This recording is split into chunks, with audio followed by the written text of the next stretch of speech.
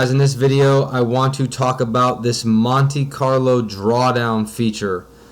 So I did a blog post on it. It is actually, I believe, you can see the URL right here, buildalpha.com, properly funding a strategy with Monte Carlo. Spoiler alert, I guess you can find out what we're going to be talking about with this test. But I think this was, one of the free Fridays, free Friday number 10. So you could read in writing if you don't like my videos. I think I'm annoying or whatever. But the idea with this is you can find a way to set aside the right amount of capital to make sure that your strategy is properly funded and that being undercapitalized doesn't wind up biting you in the backside. Because everybody knows that's a big reason why 90% of traders lose 90% of their money in 90 days. It's the 90-90-90 rule, if you haven't heard that. So let's get into it. So if you remember the test settings, we can configure all of our tests here. So Monte Carlo drawdown is pretty simple. It's just a number of simulations you want to run in your account size. So I'm just going to start with 50,000 just so we can kind of get an idea. Actually, let's make it 25,000 just so we can go through this example maybe a couple times. So again, this is one single strategy we're going to be using that had a $9,000 drawdown in the backtest period. So obviously, if it has a $9,000 drawdown, and we're only going to run the test saying that we had $25,000 to trade this strategy, $9,000 out of $25,000 is a big drawdown. So we're going to hop into the Monte Carlo drawdown and see what is actually expected. So what does the Monte Carlo drawdown do? So it reshuffles the order of the trades. So it takes, instead of being trade 1, 2, 3, 4, 5, 6, 7, all the way to trade N, being your last trade, simulation number 1 will shuffle the order of those trades. So you'll have 6, 9, 22, 1, 4, etc.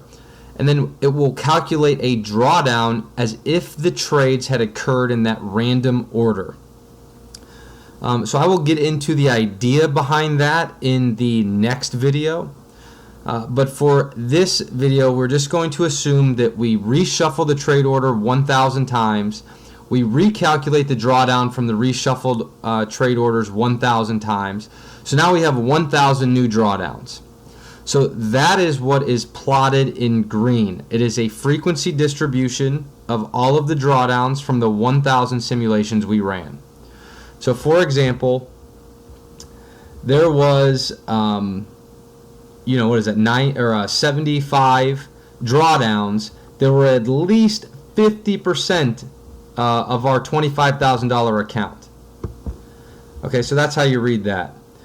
So obviously some of these would have went bust. They would have lost more than 100% of our account, the x-axis being percent. So the blue line, what is the blue line? The blue line is cumulative distribution. That means we are just summing the green bars as we move left to right until we reach 100% or all of the green bars. So as we get to the last green bar, you can see we are at 100% with the blue ones. So how do you use and analyze these results? So the best way is to picture a red dot, which maybe should be added to the software. There's a feature suggestion right there. So what I like to do is I like to come up to the 90 or 95% confident level, so 90 or 95% on the y-axis, come over and find where that meets the blue line, and I come down to the x-axis. So I have drawn this little L-shaped right here. So what I can say is, let's use the 90% mark right here. I can say that 90% of the drawdowns from the Monte Carlo simulation were less than 100%. Okay, that's not very good, but what that means is that 10% of the time we were going to blow all of the money. Okay, that's extremely way too high. No one wants to blow all their money. So the point is, you cannot trade this strategy that only has a $9,000 drawdown with $25,000 account. Now again, remember, this is built with random signals. I'm not trying to scare you and tell you that you need $1 million to trade any of these strategies. And this is just one sizing technique. We're just going through a simple example where we're just using random signals.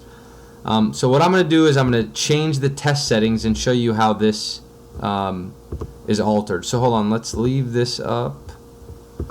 And let's change our account size from 25,000 to 100,000. So after doing that, I'm just going to hit the button again. Okay, so now let's go to the same 90%. And you can see now 90% of my drawdowns were about 22% or less, which is reasonable, more reasonable. Tough to stomach for some, definitely myself. But 90% of the drawdowns were less than 22%. Or in other words, 10% of the drawdowns were greater than 22%.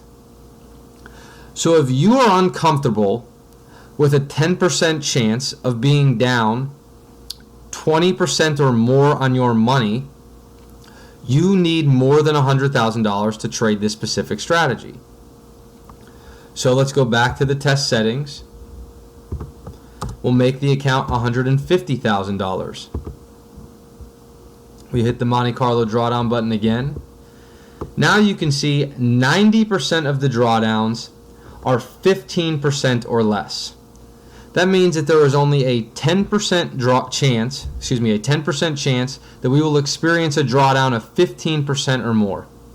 That's pretty good. That's starting to get into a comfort level.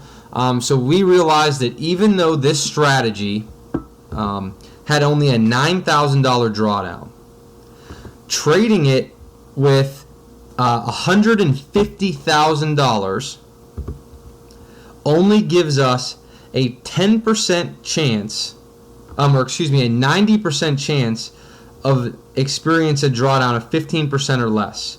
That there's a 10% chance that we can lose more than 15% of our money. So I know you guys are saying, wow, this strategy seems like it needs a lot of money to trade. It does. It's built with random things.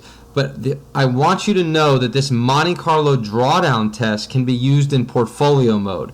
So as you start combining strategies, you'll realize that sometimes individual strategies will require more capital than a portfolio of strategies. Because a portfolio of strategies, they can balance out some of the risks, and the percentage drawdown can change. But this is a simple way to figure out if you're using enough money for your comfort level. So a simple rule of thumb is you like to have a 10% chance of only having a 15% drawdown or more. I even like a 90% chance to be lined up with the 10% mark. That's I don't like it more than a 10% chance of me losing 10% or more money.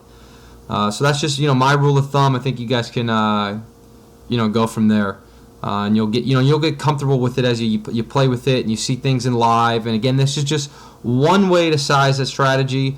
Its big key is just to make sure you're not completely undersized, trying to trade some strategy with $10,000 when in reality you'd only be comfortable with a $40,000 allocation for that strategy or something like that. And again, the key tip is you're better off running this test in the portfolio mode, which we will get into in later videos. But if you're one of those guys that's like, no, I'm only going to trade one system, this is how you'd size it in my mind.